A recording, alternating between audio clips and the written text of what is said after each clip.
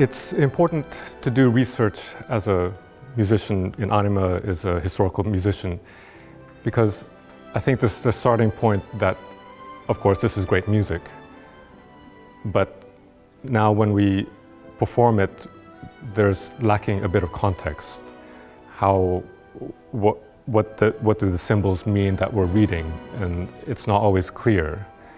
And also what research does is it gives us more means of expression. The whole point is to find ways of being a better musician, a better player, and better communicator.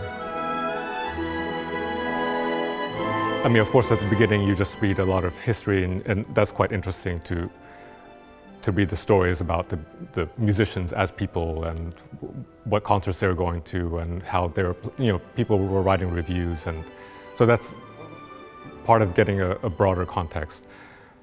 But the nice thing about, from the 19th century on, they become very specific with sources. I mean, they write treatises, and this is how you play the violin, and this is the fingerings you should use. So we have much more concrete things starting from around 1800. And so we take these sources and we try, and we just experiment and see what happens. For instance, the modern idea of using the bow is playing a lot of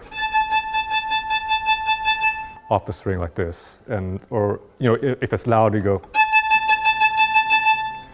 But we read in the sources that around 1800, people really didn't like that, and they found it frivolous and not worthy of great music. And the fashion, starting from France, and then it became common in Germany as well, is to play everything much more on the string in this part of the bow. So then we have to do.